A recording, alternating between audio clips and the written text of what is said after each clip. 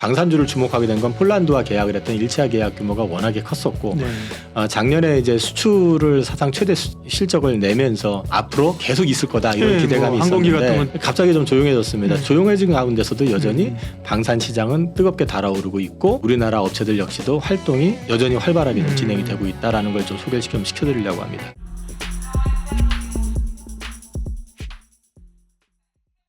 이민수의 경제토크, 오늘은 하이투자증권 이영훈 이사님 오셨는데요. 예, 방산 얘기를 좀 하겠습니다.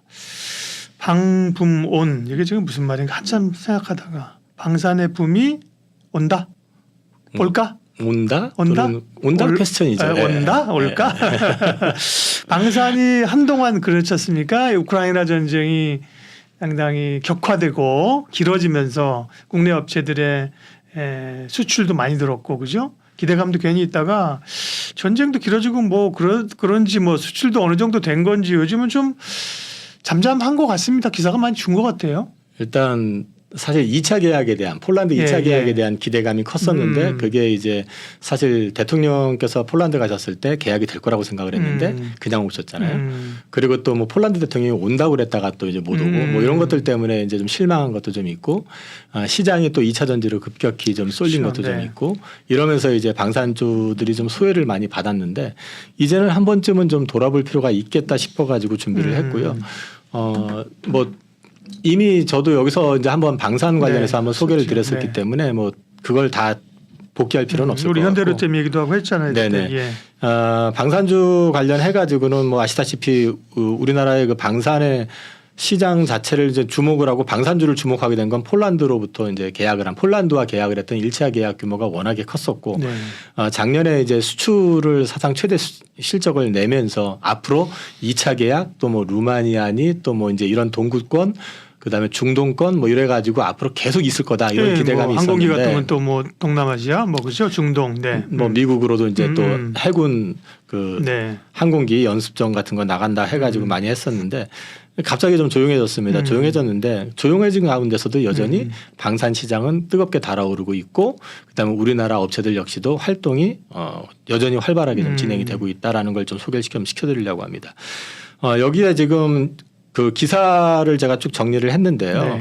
이 부분에 대해서는 뭐 그냥 쭉 보시면 폴란드가 왜 한국에 K2 전차를 납품을 받았는지 뭐 이런 것들 설명되어 있으니까 이건 그냥 나중에 한번 슬쩍 보시면 될 것 같고 최근에 이제 또 그 폴란드 쪽 오르카 사업 입찰에 세계 11개 업체가 참여했다 해서 박스를 쳐놓은 게 있는데 거기에 뭐냐면 잠수함 사업입니다.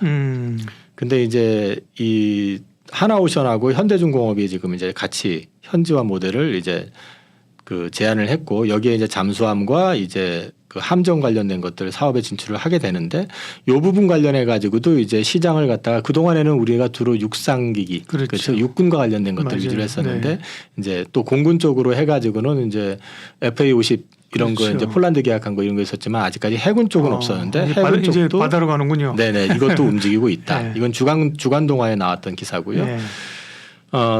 도산 안창호급 최대 강점은 수직 발사관이다 해서 쭉 나와 있는데 그게 어떤 의미냐면은 그 폴란드가 러시아 최대 항구인 상트페테르부르크하고 발트 함대 심장 부인 그 칼라닌그라드 그쪽에 인접해 있다고 그럽니다.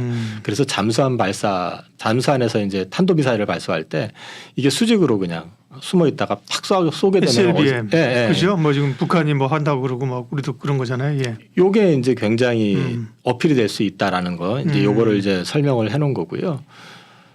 그다음에 이제 방산 수출 관련해서 지난번에 폴란드 2차 계약 얘기 나왔을 때가 노이즈였었던 게 뭐냐면 수출입은행이 자본상 이게 보증을 통해 가지고 이제 방산은 수출이 되기인데 그게 그 자본 한도를 초과하는 이제 계약이 되다 보니까 안 됐었는데 그 부분에 대한 노이즈가 있어 가지고 이게 이제 수출입은행 그 자본금을 30조로 확대하는 법안이 지금 이제 상정이 돼 있거든요. 국회에. 이게 될까 해가지고 이제 나와 있는데 그 내용이 여기 이렇게 지금 보시면은 윤영석 의원 등 12명이 이제 일부 개정 법률안을 갖다가 지금 현재 해서 위원회 심사에 들어가 있는 상태고 특별한 문제가 없으면 9월 중에는 이게 이제 되지 않겠느냐. 그렇게 됐을 경우에는 폴란드 2차 계약이 2차 계약은 아닙니다. 엄밀하게 얘기하면 옛날에 기대했던 그 현지 생산에 대한 보증까지 폴란드에서 요구하고 있기 때문에 근데 실제로는 우리나라에서 생산하는 부분만 일단 하자 이런 쪽으로 지금 가는 분위기이기 때문에 이전보다는 조금 규모는 작을지 몰라도 일단 그 2-1차 계약 형식으로 해가지고 진행이 될 것 같고요. 그 다음에 이제 방산 수출 관련해 가지고 이제 카이 한국항공우주가 이집트 전투기 조입 사업에 한 100대 정도 수출 관련된 걸 지금 진행하고 있는 게 있고 또 미 해군의 고등 훈련기 234대와 관련된 것들을 진행을 하고 있는 게 있습니다. 그리고 이게 이제 폴란드 기사를 제가 이제 인터넷에서 한글로 변형을 시킨 건데요. 네. 이게 지난주에 나온 기사인데 우리는 폴란드에서 군사 장비 생산으로 구성된 폴란드 한국 협력의 두 번째 단계를 준비 중이다. 다시 말해서 2차 계약을 준비하고 있다라는 얘기고요. 여기서 우리는 누구예요? 어, 폴란드를 얘기하는 건가? 우리 업체를 얘기하는 건가? 이거는 사실 지금 폴란드를 얘기하는 폴란드죠. 거죠. 자기네 나라에서 이렇게 준비하고 있다 자기네가 그런 이제 의미 자국에서 같아요? 그렇게 네, 하고 네. 있다라는 거고요. 예. 넘겨서 보시면은 이제 폴란드의 방산 이벤트가 지금 이제 9월 5일에서 8일까지 그 방산기업 4개사의 단독간 우리나라 기업으로 했을 때는 이제 들어가서 MSPO 방산 정시회라는 걸 하거든요.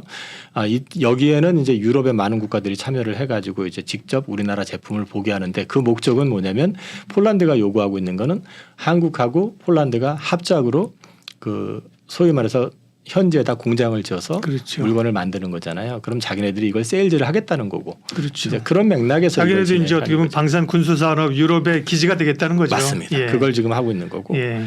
그다음에 9월 12일에서 15일까지는 이제 한국 경제 사들단이 참석한 그 폴란드 크리니치 포럼이라는 게 진행이 되고 17일 날에는 어텀 파이어 군사 훈련이라고 하는 게 있는데 여기에 우리나라의 K2 K9, 천무, FA50 이런 것들이 다 참여를 해가지고 이제 그 실제로 보여주는 그런 행사가 이제 예상이 돼 있습니다. 그래서 이런 일정만 얘기해 주는 것도 큰 도움이 돼요. 이거 뉴스 모멘텀이 되잖아요. 네네. 예, 예. 그래서 지금 여기 보시면 한국하고 폴란드 간에 이제 미팅하고 있는 체크가 되어 있잖아요. 뭐 예. 재무부 장관, 국방부 장관, 무슨 은행장. 예. 우리 국방부 장관도 오른쪽에 보이네요. 네네. 뭐 이렇게 해서 네. 지금 미팅한 그림이 이제 나와 있습니다. 그래서 폴란드 방사는 지금 현재 진행형이다. 그래서 이것도 하반기에 하나의 모멘텀이 될 수 있다라는 걸 말씀을 드리려고 하는 거고요. 그다음에 이제 24년도 국방비 본 예산이 국회에 지금 제출이 됐는데 네. 총 예산은 59조 5,885억 그래서 한 4.5% 정도 늘어나는 거고 방위력 개선비가 17조로 5.2% 정도 증가하는 걸로 일단 얘기가 돼 있는데 이렇게 하면은 조금 감이 그래서 방산업체한테 어떻게 되느냐 이렇게 볼 수가 있으니까 요거를 조금 쪼개서 보면은 현대로통 같은 경우는 K2 그 4차 양산 사업 150대가 1조 9,400억 24년도에 이제 이 앞에 그 예산안이 통과가 됐을 경우에 이제 24년도에 계약이 될 거고요. K808이라고 해서 이거는 장갑차 이런 장갑차인데요. 예. 이게 이제 300대에 한 7천억 정도. 예. 그다음에 장애물 개척 전차라고 하는 거는 뭐냐면은 지뢰 제거하는 그 기계 역시도 비공식적으로 발주할 예정이고 지난번에 그 우크라이나 그 영부인 오셔가지고 관련한 얘기도 그래서 이것도 아마 나올 것 같다라고 보는 것 같습니다. 그리고 LIG 넥스원은 이제 한국형 미사일 방어 체계에 1조 5천억 정도. 그 다음에 이제 미사일 관련해서 다연장 로켓포 쪽으로 해서 7,500억 내외. 한화 시스템, 세트레가이, 휴니드는 전술 정보 이건 한마디로 통신과 관련된 건데요. 1조 5천억 정도. 카이가 KF-21 양산에 대한 타당성 조사 보고서를 아직은 완료를 안 했고 제출을 할 예정이고요. 그다음에 하나 에어로스페이스가 K9A2라고 해서 자주포를 연간 한 7조 원 정도, 7조 6천억 정도를 지금 이제 그 내용상으로 봤을 때는 지금 보여준 거는 이제 국방 예산과 관련되는 그렇습니다. 거죠. 맞습니다. 그래서 이것도 결국은 다 방산업체하고 계약이 되는 거기 때문에 그렇죠. 이 방산업체들의 어떤 매출과 좀 관련이 돼 있는 것들이니까 체크해 보실 필요가 있다는 말씀을 드리는 거고요. 네.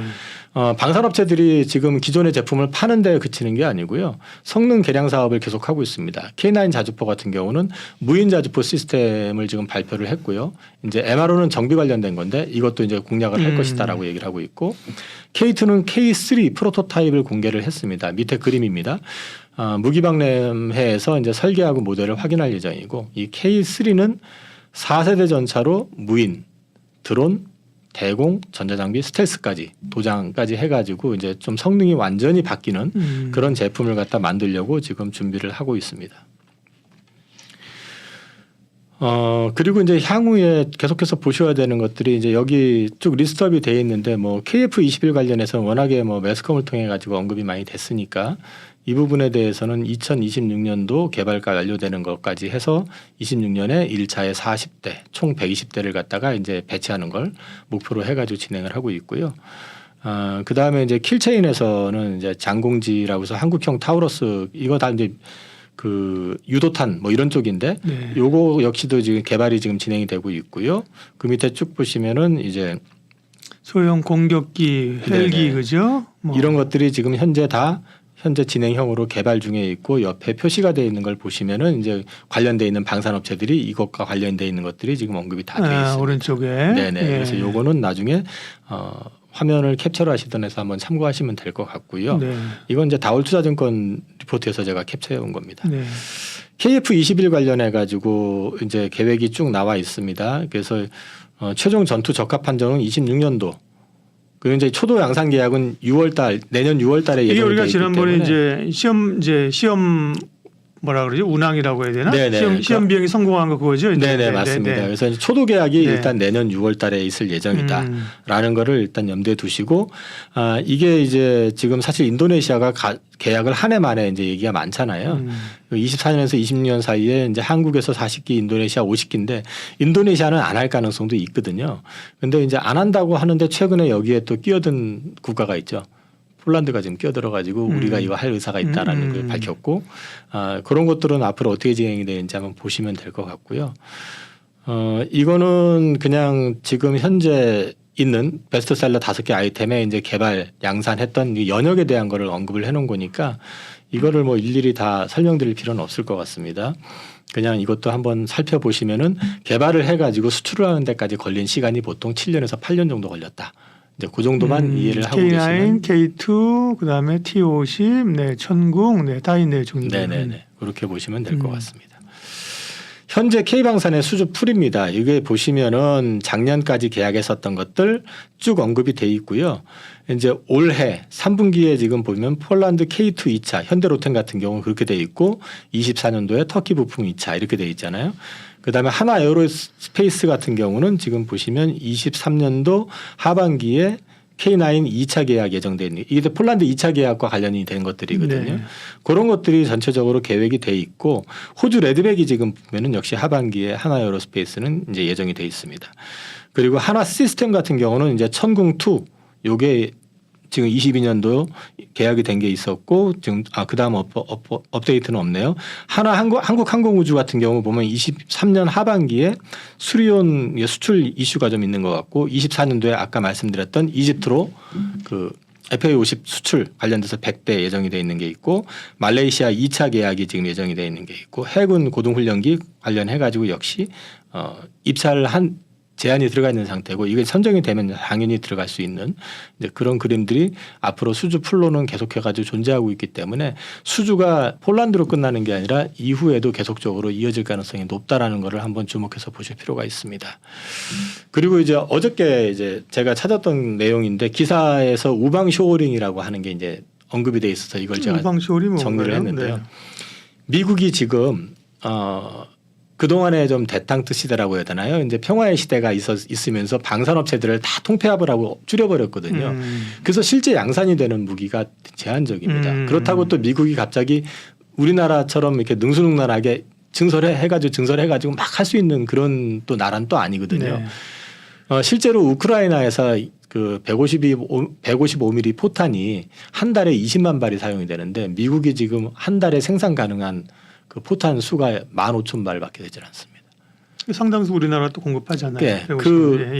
이 얘기는 뭐냐면 앞으로도 미국 국방부가 이제 결국은 중국 그다음에 러시아 이런 이제 다시 그 적성 국가가 된 거잖아요. 어떻게 보면 약간 신냉전 체제로. 네네 그런 국가들을 상대를 하기 위해서는 다시 방산을 갖다 키워야 되는데 그게 순식간에 해낼 수가 없기 때문에 이게 지금 소위 말해서 우방 국가들한테 이거를 이제 쇼어링 나누는 거죠. 말하자면 나눠가지고 이거를 이제 각 국이 가지고 있는 장점. 그럼 여기서 우방국이라고 하는 데는 구체적으로 얘기하면 당연히 한국은 이제 중저가 모델, 그다음에 첨단 쪽으로는 이스라엘이 들어갈 수가 있고 또 미국 또 당일애들은 본연이 할 수 있을 거고 영국이 들어갈 수가 있고요. 그다음에 이제 프랑스도 어쨌든 이쪽에 해당이 되고 독일도 뭐 전차나 이런 쪽 들어가니까 이런 국가들 쪽에 이제 자기네들이 다 갖겠다는 게 아니라 각각이 갖고 있는 장점을 갖다가 최대한 활용을 해서 키워나갈 가능성이 높다라는 측면에서 우리나라 입장에서는 그동안에 사실 우리나라가 무기를 수출하는데 미국이 그렇게 우호적이진 않았었어요, 사실은. 근데 지금은 오히려 이제 한국 제품을 갖다가 우리가 주기 싫어도 어쩔 수 없이 지금 써야 되는 그런 상황이기 때문에 우호적으로 바뀌었다. 그래서 방산 시장에 진출하는 한국 기업들이 상대적으로 이전보다 옛날처럼 눈치 보면서 파는 게 아니라 그죠? 많이 유리해진 이제는 거죠. 이제 콜 받으면서 파는 거네, 그죠? 네네, 그런 맥락에서 이제 보시면 변화네. 된다. 예. 그래서 이 시장 자체가 그냥 한 방에 수그러지지는 않을 거다라는 걸 말씀을 드리고요. 방산은 그래서 방산이 커진다는 건 좋은 건 아닙니다. 분명히 그만큼 전쟁의 가능성이 있다기 때문에 힘으로 지켜야 된다라는 거기 때문에 또 하나는 방산에 이제 그 많은 비용이 들어가게 되면은 그동안 각국에서 했던 복지라든지 이런 부분들은 줄 수밖에 없잖아요. 자연스럽게. 그래서 좋은 건 결코 아니지만 결국은 평화를 지키기 위해서 방산에 대한 수요가 커지기 때문에 이거는 이제 국방비가 증액이 된다는 측면에서 방산 업체들한테는 긍정적이다라는 거. 그다음에 우크라이나 전장에 공유한 무기 체계들이 이제 교체가 되는 거죠. 이를테면 당장에 동유럽에서는 러시아제, 그러니까 소련제 제품들을 탱크니 뭐니 다 갖고 있던 걸 다 지금 우크라이나에 주고 제품을 다 교체하는 상황이잖아요. 새로 만든 판을 짜는 거죠. 판을 네. 새로 짜는데 앞서 맞아요. 말씀드린 것처럼 그 판을 짜는 데 있어서 우리나라 기업들이 상대적으로 유리한 게 뭐냐면 폴란드는 작년에 계약을 했는데 벌써 상반기에 하반기에 들어갈 그 K2 전차든 뭐 K9 자주포든 이런 것들이 지금 들어가고 있는 상황인데 단적으로 지금 노르웨이라든지 그다음에 헝가리라든지 이런 데서 지금 독일하고 계약한 것들은 보면은 받지만 내고 물건 못 받는 거냐. 물건 못 받고 있습니다. 지금. 노르웨이 같은 경우에 1차 물량 들어오는 게 27년 얘기를 하고 있거든요. 그럼 27년 안에 뭔 일이 날지 어떻게 그렇죠. 알아요? 그러니까 이제 노르웨이에서 그 독일의 링스 전차 2차 계약을 원래 자동적으로 하게 돼 있었는데 그걸 지금 스탑을 시킨 상태거든요. 자기네들도 답이 안 나오는 거거든요. 그렇죠. 지금. 그래서 이제 우리나라한테는 그런 게 기회가 될 수 있다.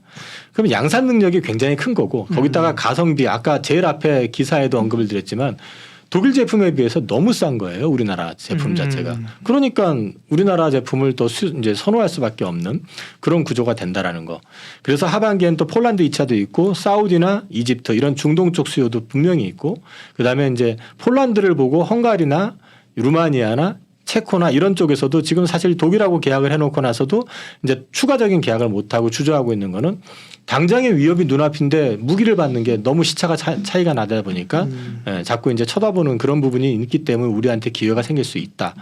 그리고 이제 미국의 해군 훈련기 이 부분이 이전에 이제 그 제너럴 다이내믹스가 보잉이었었나요? 거기서 이제 수주했었던 게 납기도 안 되고 제품이 요구했던 컬도 안 나오고 그래가지고 지금 미국 쪽 그 군 수뇌부들이 굉장히 좀 화가 나 있는 상태에서 이걸 진행하고 있기 때문에 우리나라가 지금 카이가 아마 제너럴 다이내믹스하고 지금 컨소시엄을 해가지고 하는 걸로 알고 있는데 제너럴 다이내믹스가 맞을 것 같은데 제가 지금 갑자기 생각이 안 나는데 거기하고 하는 게 가능성이 이전보다 많이 높다고 합니다.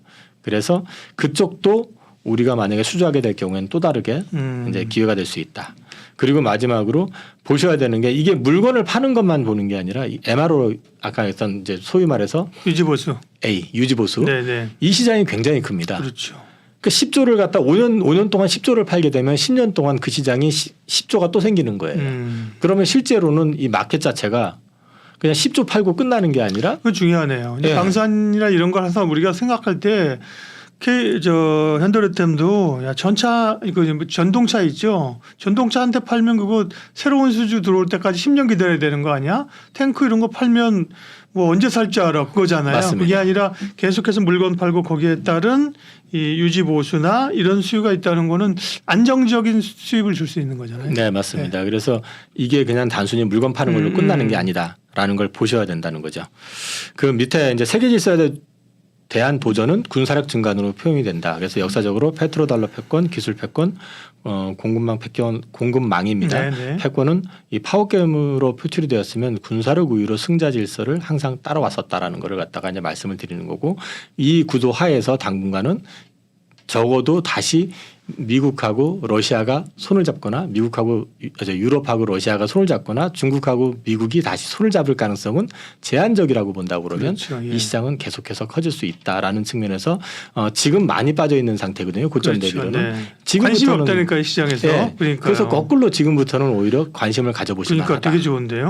네. 그리고 이제 마지막으로 제가 리포트 나온 것들 조금만 정리를 해드리면 한국항공우주 같은 경우가 기업별로 봐야죠. 네네. 예. 이제 밸류에이션 지금 이건 다울에서 지금 정리한 건데요. 2023년 PER이 18배, 24년에 17배입니다. 근데 이 비행기 쪽, 전투기 쪽을 생산하는 회사들 같은 경우는 PER이 25배 내외거든요, 보통. 우리가 이제 상대적으로 조금 밸류 할인을 받는다 하더라도 지금 주가는 결코 비싼 주가는 아니다라는 걸 말씀을 드리는 거고요. 네. 하나 에어로스페이스 같은 경우는 심지어 내년도 PER이 12배입니다. 그리고 지금 PR이 나오나요? 밑에 제가 밑에 따로 적어놨죠. 제가 표에서 사진을 못 찾았는데 그 밑에 따로 적어놨구나. 네네. 그렇게 보시면 되고요. 네. 그다음에 LIG 넥스원 같은 경우는 PER이 24년 기준으로 8배 정도 나오고 있습니다. 네. 주가가 조금 올랐기 때문에 아마 이거는 조금 차이가 있긴 하겠지만은 지금 방산업 평균 PER이 15배에서 16배 정도 되거든요. 네. 거기에 비해서는 저렴하다는 거죠. 그다음에 여기는 지금 현대로템인데 현대로템은 지금 보시면 24년도 PER이 11.6배 나와 있거든요. 여기는 지금 붙어 있습니다. PER이 여기 바로 따로 정리 안 하고 여기 네네네. 보시면 이건 하나증권 리포트에서 이제 채용을 한 거고요. 폴란드가 본격적으로 매출이 나오는 게 24년부터 올해도 물건이 나갔지만은 24년부터는 숫자가 이제 늘기 시작하고요. 그다음에 24, 25년 나가고 그다음에 2차 계약하면서 또 그 이후 것들이 나간다라는 거죠. 그다음에 이제 레일 솔루션, 그러니까 소위 말해서 고속철 관련된 것들도 수주가 굉장히 상반기에 3조 1천억의 수주가 됐거든요. 네. 근데 그것보다도 지난번에 한번 설명을 드렸었지만은 우리나라 같은 경우 이제 수주한 게 그 한 양당 30억대 전후였었던 게 51억대로 올라갔단 말이에요. 그럼 마진이 그만큼 좋아진다는 얘기고요.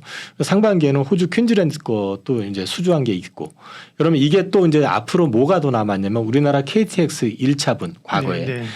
그게 지금 2027년부터 교체 수요가 있습니다. 그러면 그 수요가 아마 제작비로만 한 6조 원 정도 들어간다고 들었거든요. 그럼 이제 그거 제작해야 되는 거. 그다음에 KTX가 보시면은 지선을 계속해서 확장을 하고 있거든요. 그 수요까지도 다 볼 수가 있고요. 그다음에 우리나라가 어찌 됐든 간에 이 고속철을 만들어 가지고 이제 실제로 운영을 해본 나라로 따지면은 글로벌하게 4번째입니다. 그래서 그 노하우와 기술을 가지고 이제 우리보다 이쪽이 좀 덜한데 좀 이제 아직은 좀 처지는 데 쪽에 공략을 하게 될 경우에는 이쪽도 시장을 크게 열 수 있다라는 거를 이제 말씀드릴 수 있을 것 같기 때문에 지금부터는 우리나라 이제 방산업체들 같은 경우는 한번 관심을 가지고 이제 밸류에이션이나 이런 것들 리포트 나온 것들이 있으니까 한번 점검해 보신 다음에 접근을 한번 고려해 보시는 것도 나쁘진 않을 것 같습니다. 되게 좋은데요. 사실 뭐 로봇 같은 경우도 또 확 부각되잖아요, 그죠? 이제 방사는 근데 실제로 기대감만으로 가는 게 아니고 여기는 숫자가 찍히는 거잖아요. 맞습니다. 그죠? 숫자가 네네. 찍히는 산업이고 아까 얘기한 근데 이제 그 고민이 아까처럼 아까 우리가 알고 있는 상식적인 고민, 뭐 폴란드하고도 하려는데 뭐 거기서 요구하는 것도 있고 정책적으로 안 풀어지는 문제라든지 한번 팔고 땡이면 어떻게 해라는 그런 문제들이 그렇지 않다, 그죠? 네네. 예를 들면 뭐 MRO라든지 이런 거에 대한 그 시장의 뭐 애널리스트 리포트가 나오든 그죠? 그런 인식이 생기게 되면 밸류를 또 달리 받을 수도 있을 것 같습니다, 그죠? 네, 그리고 앞서 이제 국회에 지금 계류돼 가지고 예. 이제 소위원회에서 심사 중에 있다라는 걸 이제 보내드렸잖아요. 네. 근데 이게 여당만의 주장이 아니고 또 야당만의 주장도 아닌 것 같아요. 그래서 이제 이거는 어차피 수출과 관련된 거고 방산 시장이 커지는 상황에서 우리가 그거를 뭐 외면할 이유도 없고 우리가 지금 가지고 있는 강점은 우리가 결국은 준전지 상태에서 계속 이어져 왔기 때문에 우리가 개발을 해왔었고 양산을 해왔었기 때문에 이제 만들어진 거기 때문에 이 부분에 대한 시장은 분명히 있다라는 거를 갖다가 이제 염두에 두시면 삼성전자가 바닥인데 하면서 석 달 동안 꼼짝도 안 하다가 갑자기 지난주 금요일 날 뭐 비슷한 그림이 나올 수도 있다라고 저는 보고 있는 게 이제 그 트리거가 폴란드 2차 계약, 2-1차 계약 이것들이라든지 어떤 그런 트리거가 나오게 되면 나올 수도 있다라는 측면에서 일단 증권사 리포트 상으로 내년도 밸류에이션이 그렇게 부담스러운 가격대는 아니다라는 걸 보시면 될 것 같습니다. 네, 방산 얘기 별로 시장에서 얘기 안 할 때 주목할 필요가 상당히 있습니다. 이영훈 이사님께서 방산 관련된 이야기 또 주요 기업들의 밸류를 체크해 주셨습니다. 고맙습니다. 감사합니다.